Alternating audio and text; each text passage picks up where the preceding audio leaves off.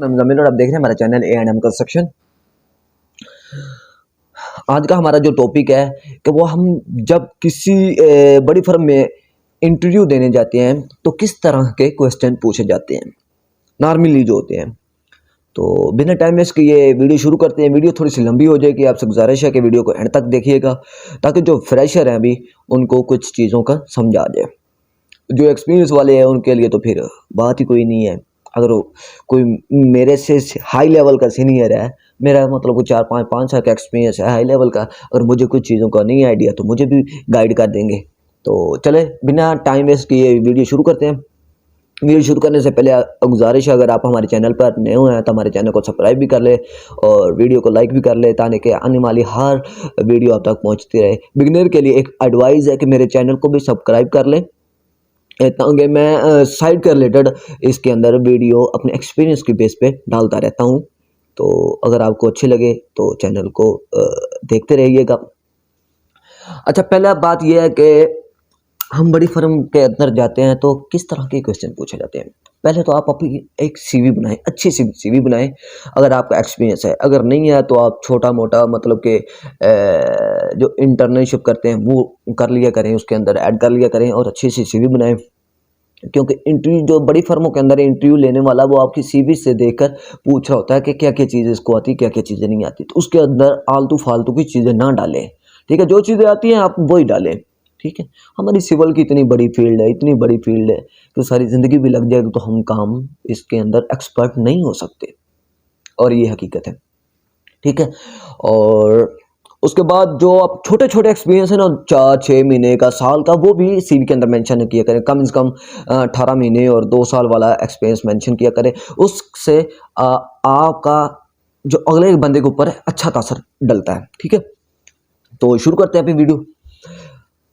जब हम इंटरव्यू देने जाते हैं तो हम जब ऑफिस में या रूम में हमें बुलाया जाता है, जब छोटे ठेकेदारों के पास जाते हैं ना, वो ये नहीं चीज़ें देखते इसको आता है या नहीं आता, ठीक है। डिप्लोमा होल्डर है या डिग्री होल्डर है, इसको काम आना चाहिए बस, वो ज़्यादा लंबी चौड़ी नहीं पूछते।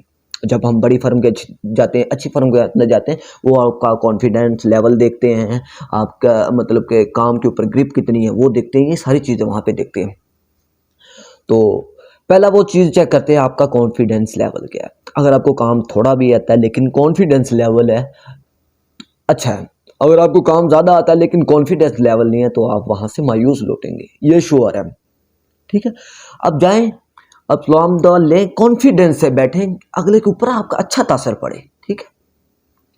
क्योंकि इंटरव्यू लेने वाला सबसे पहले यही चीज़ें देखता है।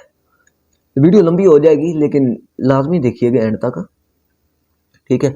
और उसके बाद सलाम दुआ लेने के बाद वो आपसे क्वेश्चन आपके पहले यही क्वेश्चन पूछेगा आपने कहाँ कहाँ काम किया है, ठीक है। तो आपसे वो पूछने की ओल्ड कंपनी से पूछने की रीज़न भी पूछेगा, क्यों छोड़ा। आप ये ना बताना है वहाँ सैलरी कम थी या मतलब वहाँ काम ज़्यादा था, ये नहीं चीज़ें बतानी।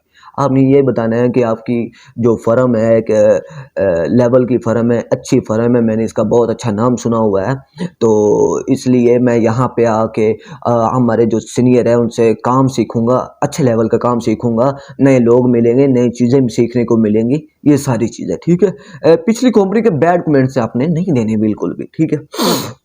और ये तो हो गया हमारे उसके बाद आपसे पूछा जाएगा कहाँ रहने वाले हैं, क्या किया है, कहाँ से किया है, ये चीज़ें लाजमी पूछते हैं। और उसके बाद फिर आपके टेक्निकल पॉइंट्स की तरफ आते हैं, ठीक है। टेक्निकल पॉइंट्स के अंदर वो क्या पूछ सकते हैं, ये कौन कौन से फर्स्ट स्टेप। मैंने भी रिसेंटली एक अच्छी फर्म के अंदर इंटरव्यू दिया था तो उसकी बिहेव पे मैं वीडियो बना रहा हूँ जी। कौन से स्टेप्स बिल्डिंग बनाने में इस्तेमाल यूज़ किए जाते हैं, मतलब कौन कौन से स्टेप फॉलो किए जाते हैं। उसके अंदर फर्स्ट लेआउट है, ठीक है, प्लॉट की लेआउट है, मार्किंग है, और उसके बाद एक्सीवेशन है, एक्सीवेशन के बाद एज पर ड्राइंग पीसीसी है, उसकी राफ्ट का स्टील कटिंग एंड बेंडिंग है, शटरिंग है, ठीक है। और उसके बाद कॉलम फ्रेम स्ट्रक्चर कॉलम है, और स्लैब की कंक्रीट है, उसके बाद ब्रिक वर्क है, ब्रिक वर्क के बाद कंड्यूटिंग है, कंड्यूटिंग के बाद प्लस्तर वर्क है, उसके बाद पीसीसी वर्क है। ये आपको सारी चीज़ें स्टेप बाय स्टेप पता होनी चाहिए, ठीक है। और उसके बाद वो आपसे क्या पूछ सकता है कि कंक्रीट किस तरह निकाल सकते हैं, कंक्रीट का वॉल्यूम किस तरह निकालते हैं। कंक्रीट का वॉल्यूम का सिंपल फार्मूला है लेंथ, विड्थ और हाइट क्यूबिक फीट या क्यूबिक मीटर में कंक्रीट निकल आएगी। और उसके बाद क्वेश्चन है हम कंक्रीट कवर क्यों देते हैं, क्यों देते हैं कंक्रीट कवर। कंक्रीट कवर हम स्पेसिफिकेशन के अंदर देखेंगे तो वहाँ कॉलमों की और बीम की स्लैब बॉटम, स्लैब टॉप और स्टेयर बॉटम और सारी उसके कंक्रीट कवर मेंशन किए हुए थे कि 6 सूत्र या आधी इंच जो भी सारे साइड मेंशन की होती हैं।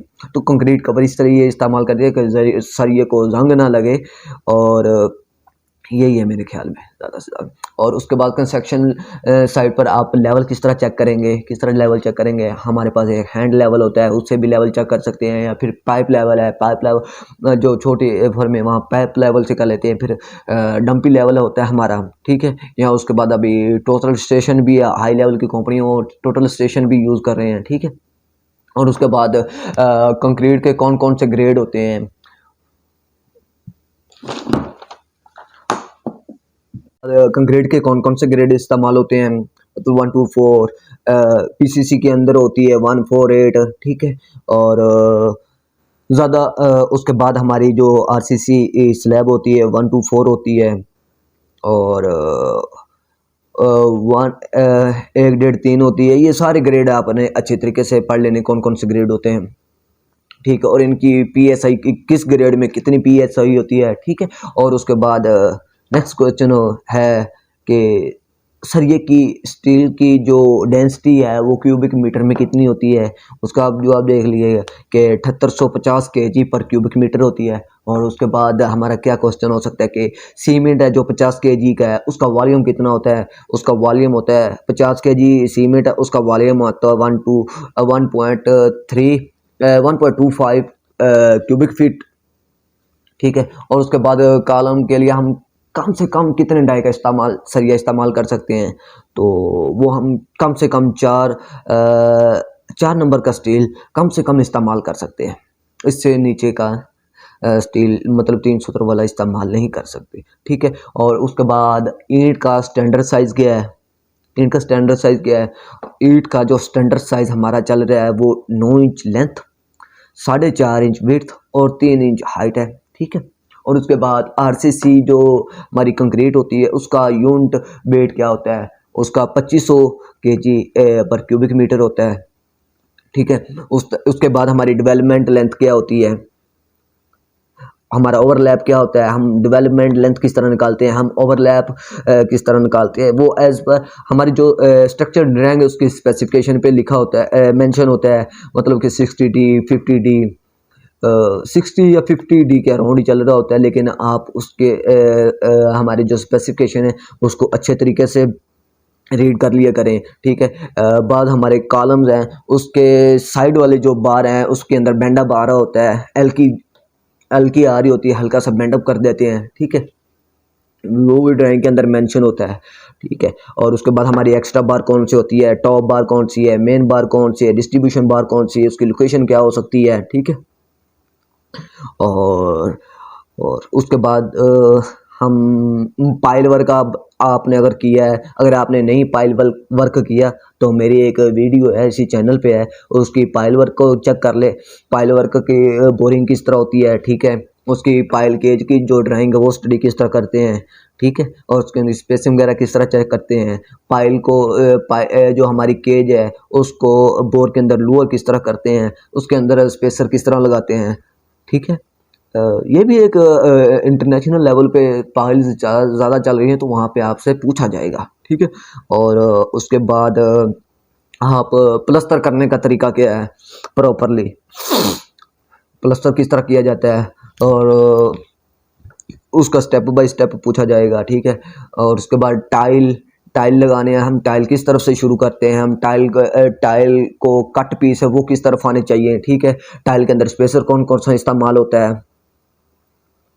और हमारी फॉल सीलिंग को शुरू करने के क्या स्टेप हैं, ठीक है। कौन कौन से टाइप की फॉल सीलिंग होती है हमारी, ये चीज़ें सारी तकरीबन इस तरह के ही सवाल पूछे जाते हैं। उसके बाद आपके आगे ड्राइंग रख दी जाएगी कि ये जी आपके सामने ड्राइंग है, ये मुझे रीड करके बताएं, मतलब एक स्टील की ड्राइंग है, ये बता दें इसके अंदर हमारे बॉटम का स्टील कौन सा है, टॉप का स्टील कौन सा है, इसके अंदर एक्स्ट्रा कौन सा है, डिस्ट्रीब्यूशन कौन सी है, हमारी डेवलपमेंट लेंथ कहाँ शो हो रही है, और हमारे रिंग स्पेसिंग क्या है, हमारे रिंग का साइज़ क्या है, हमारे रिंग के अंदर जो हम हुक दे रहे हैं वो कितने ग्रेड की डिग्री की होनी चाहिए। मोस्टली जो हमारे स्टैंडर्ड है वो 135 135 डिग्री की होनी चाहिए।